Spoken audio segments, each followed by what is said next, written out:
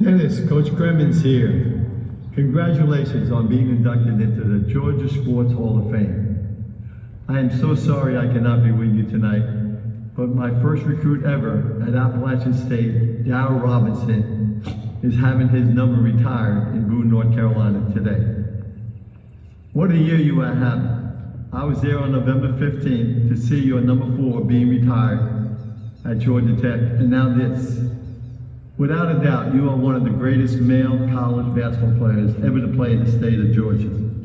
2 other Tech inductees, Roger Kaiser and Mark Price, told me they could outshoot you. So I'm going to stay out of that and let you have that debate with them.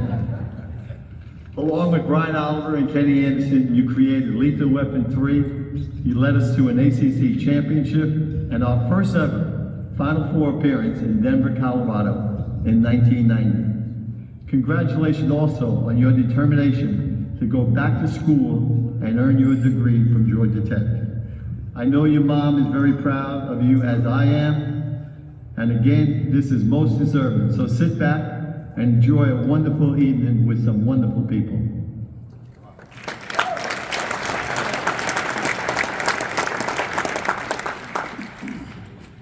I guess I'll start with Bobby's stories.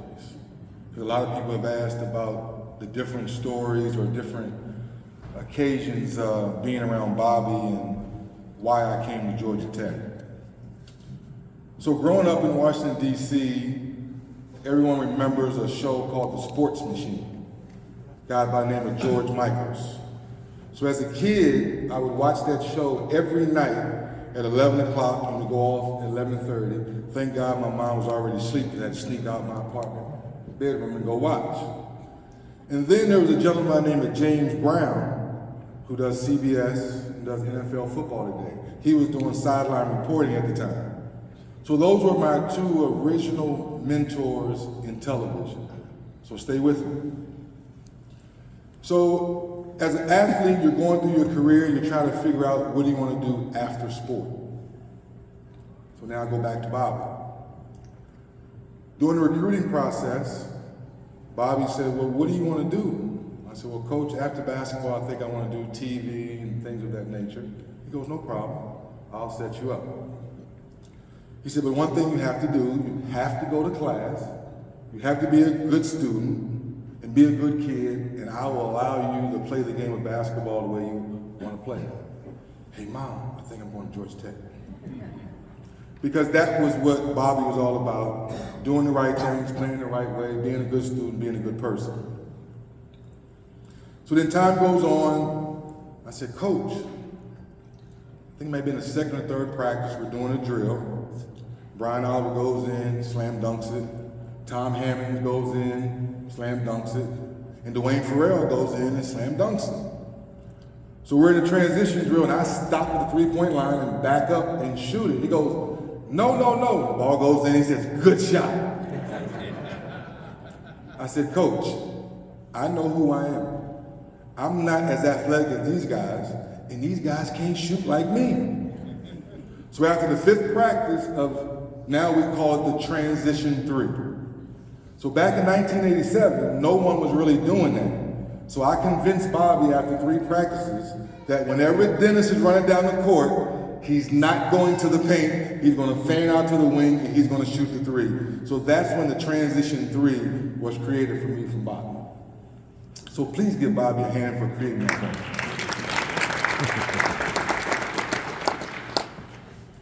So then, our final run in 1990, Lethal Weapon 3, it was a great run. And I said, Coach, I really want to stay in school. I'm having a lot of fun. This is great, being a student athlete. What does Coach say? Get your butt out of here. You're going top 5, I end up going 4. You've done everything you needed to do to be the athlete you want to be. Go take care of your mom. Remember that, go take care of your mom. So I get drafted, everything goes well, having a good career in the NBA, and everything's fine. And then my mom is watching television in the nursing home in Atlanta. She goes, baby, I'm watching television and I'm hearing people talk about all these great people and what they've done in college. How come number 4 is not in the rafters? Mom, I'm fine. I've been with NBA TV 17 years now. TNT's taking great care of me. I'm good. And anyone that has a direct relationship with your mother, no, baby, you promised me. I said, promised you what, Mom? You promised me you was going to get that degree. I don't care anything about those 3-point records. I don't care that all those fans call you 3D. So at 52 years old, when your mother still challenges you, hold on, let me take 2 steps back. The only reason I'm standing here is because of my mother. Because growing up in a 2-bedroom apartment in Washington, D.C., Maryland, she's the reason of my willpower, my discipline, my working hard, doing things the way I do it, because I wanted to take care of her. So what happened November 15th? Well, 2.5 years prior to that, you go back to school, you get your undergrad, you get your master's in technology from Georgia Tech. Sorry, Georgia. And that is, for me, why I can stand here today and accept this honor from the Hall of Fame. Because my 3 years at Georgia Tech was because of my mother. Bobby created an opportunity for me to live a dream. That's why I'm standing here. Also, I want to give some love to Bob Rathman and Steve Holman. Because when I was making my transition from the basketball court to television, someone said, you should do TV. And someone said, you have a face for radio. Thank you, Steve Holman. But those were the days where, as a player, you hung around Steve Holman, you hung around Bob Rathman, and you watched them because they covered my games.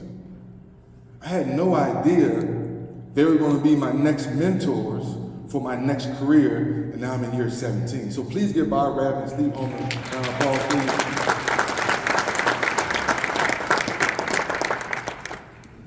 Last thing I'm gonna close, because I know it's been a long night, it's been a great 2 days, and getting to know all you inductees has been awesome. Watching Terrence, we're in real time, similar age, same thing with Marquise, like being at Tech, Falcons, Braves, Hawks, everybody's going on. We're really one big family here in Atlanta, here in Macon now. So I close by saying this. And Terrence, you said it best, brother. I've been in a lot of big games. I've made a lot of buzzer beaters. But the best buzzer beater I have is that lady sitting right over there, Rachel Scott. Because when I retired from basketball, I told everybody, I didn't get married until I retired because I wasn't ready to go home. Now I can't wait to get home and see that girl right there. I can't wait to get home. And the young girl sitting right next to her, she's 17 years old, and she's covering her face right now because I told her I was going to do this. She goes, baby. I go, baby, if you don't want to play basketball, you don't have to. You don't have to be like Dad. My youngest son is at Georgia State. He's redshirting this year.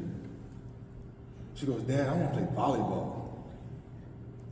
Well, she went from barely playing to now she's working her tail off, and now she's on a travel volleyball team. So I have a motto at my house: the work doesn't lie, people do. So baby, I'm so proud of you. That's my daughter Logan right there. So please give my daughter Logan a little love. Last but not least, this has been an awesome 2 days. To all you inductees, it's been a pleasure to get to know all you guys. Jim, just all you guys. This has been a great, great 2 days of getting to know everyone. I thank you. I appreciate you. God bless.